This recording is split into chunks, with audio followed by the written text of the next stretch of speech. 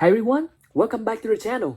After spending time at San Diego Comic-Con 2026, I had the opportunity to interview 33 designers, Even and Nick.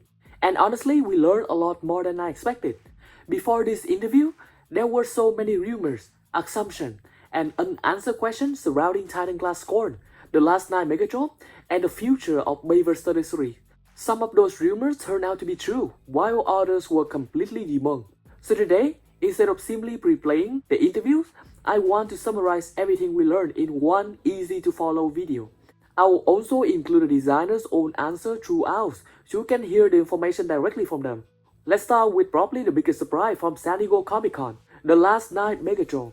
When 33 The Last Night Megatron was first revealed, many of us thought Hasbro had somehow pulled off a true triple changer. I definitely wasn't expecting to see a ragged mode.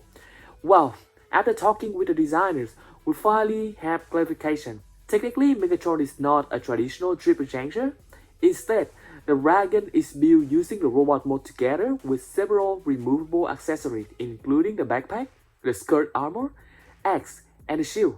He is not technically a triple changer because that dragon comes from assembling all of his spare pieces together. Okay. So all of his accessories combine together to form the dragon.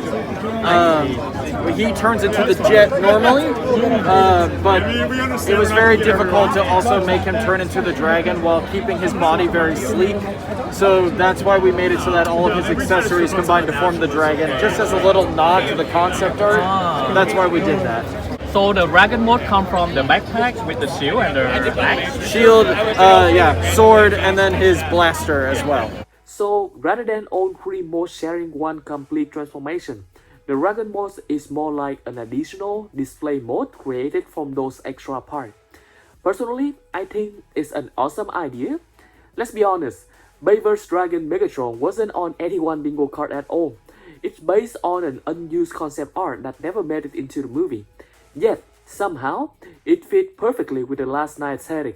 I think Hasbro deserves credit for taking that concept and actually turning it into a physical 33 figure. Another big question everyone had was the battle mask. Unfortunately, the answer isn't exactly what many of us were hoping for. The figures only includes one head, which is the open-face unmasked version shown on the prototype. He will only have the unmasked face for this figure. It does not convert like the one from 10 years ago did. It's just a single face, like how we do Optimus Prime heads. There is currently no interchangeable battle mask included. When I asked whether a mask head could happen in the future, maybe much later down the line, yes, probably. The answer was basically that it isn't planned right now, although a future re-release isn't impossible somewhere down the road. That's a little disappointing because personally, I think the battle mask is one of Megatron's coolest looks in the last night. Even so, I still think these figures look like a huge improvement over both the 2017 Voyager and Leader Class version. The robot mode is incredibly clean, the jet mode looks fantastic, and even though the Dragon isn't technically a third transformation, it's still an awesome bonus display option. So now let's talk about the figures everyone has been waiting for, Titan Class Scorn. After seeing him in person and talking with the designer, I honestly think this figure is shaping up to be even better than many of us expected. One of the biggest concerns after the review was the dinosaur neck. From the prototype photos, some people thought that the neck looked bulky and completely rigid. Thankfully, that's not actually the case. So if we look back at the CGI model, we see that the head could turn to the right, and the designers confirmed that the neck can rotate left to right and it can also has a little side-to-side movement. The only direction it cannot really move is looking upward or downwards. He can look side to side, maybe rotate ever so slightly, but not look up and down. But then the designer also clarified that if you want it to look up or down, you can tilt the main body instead. He can only go side to side, actually. Oh, okay. You can angle him up if you want, but that's pretty much it. So that immediately makes the dinosaur mode feel much more alive, at least comparison to Titan Grimlock. But it's definitely like that upward and downward movement compared to the last night Voyager mode.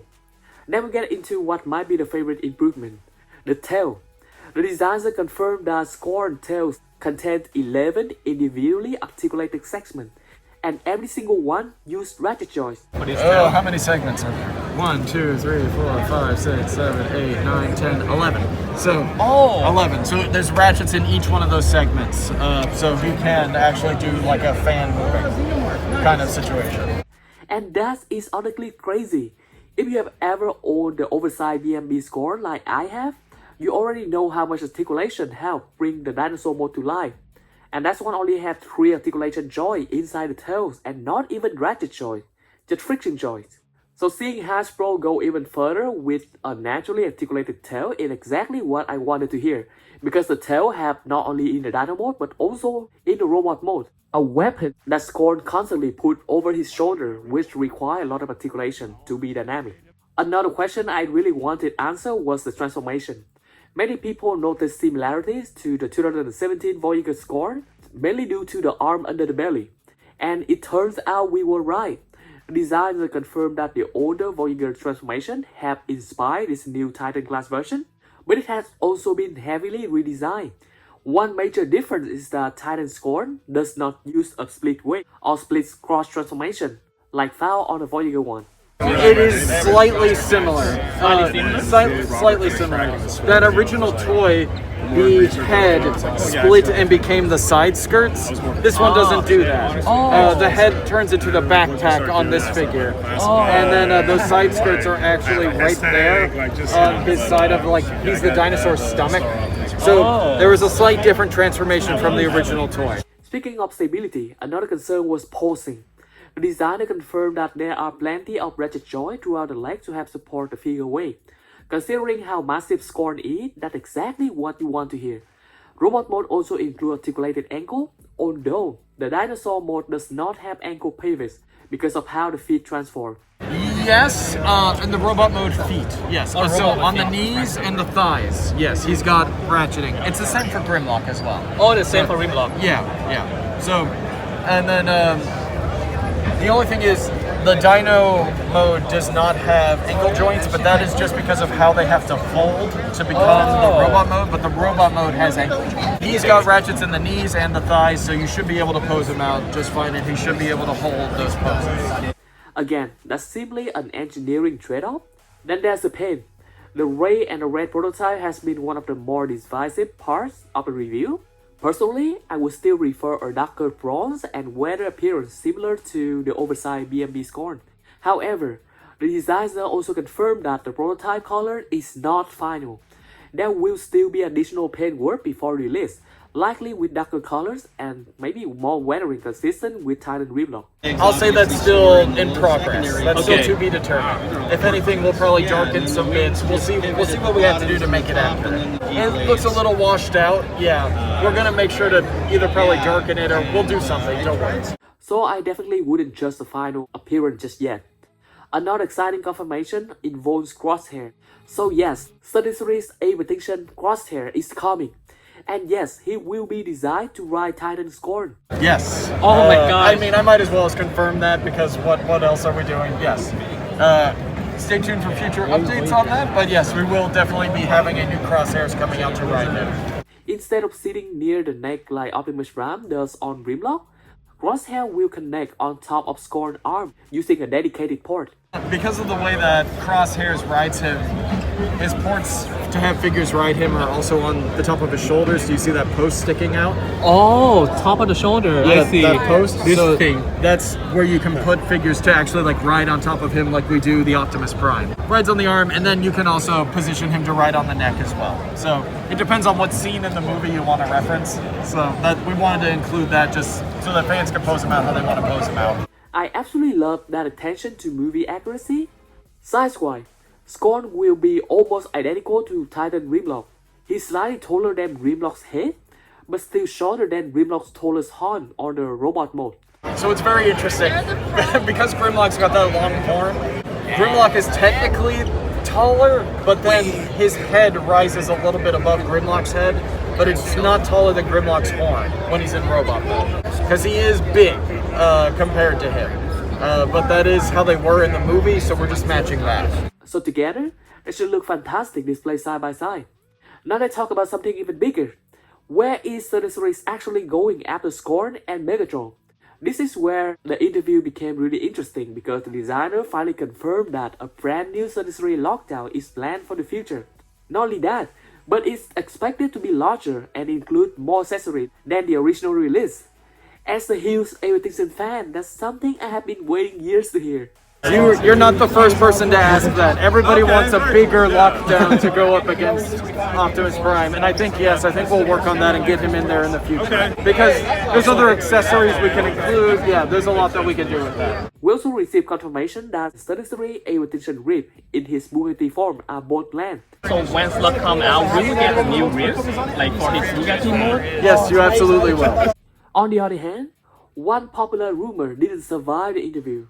The rumor 33 The Last Night How was essentially debunked. At least for now, it doesn't appear to be part of the current plans. I don't think we ever revealed that or anything like that. That might have been perhaps a leak that isn't correct. You'll have to wait and see, I guess. Yeah, I can't confirm or deny anything. As for Stinger, nothing was officially confirmed. You'll have to wait and see on that one. But considering everything else happening with the Bayverse study series, and the fact that they're remaking Lockdown, I honestly wouldn't be surprised if he eventually get another chance as well. Then Ned shares something that I think deserves even more attention. 2027 marked the 20th anniversary of the first live-action Transformer movie. So according to him, there's still plenty more things to be reviewed and will be released by 2027 alongside Scorn and Megatron. We got the 20th anniversary of the original. We'll celebrate it. If Hasbro is preparing something special for the 20th anniversary, this could be one of the biggest years Bayverse collectors have had in a very long time, especially for our official line. So overall, I walk away from San Diego Comic-Con feeling incredibly optimistic about the study series Bayverse. Titan Scorn already looked like a significant improvement over Titan Grimlock in dinosaur engineering. The Last Night Megatron may not be the true triple changer, but I still think Hasbro found a creative way to bring unused movie concept art into the study series. And perhaps, most importantly, Bayverse doesn't feel like it's slowing down anymore. With Scorn, Megatron, Lockdown, Crosshair, Rip, and the 20th anniversary, it finally feels like Hasbro is fully investing in live-action Bayverse study series again. I'd love to hear what you think. Which confirmation from the interview surprised you the most? And was it Titan Scorn articulation, the Last Night Megatron Dragon Mode, or his Battle Mask? Or any future Bayverse 33 release like Lockdown? Let me know down in the comment below.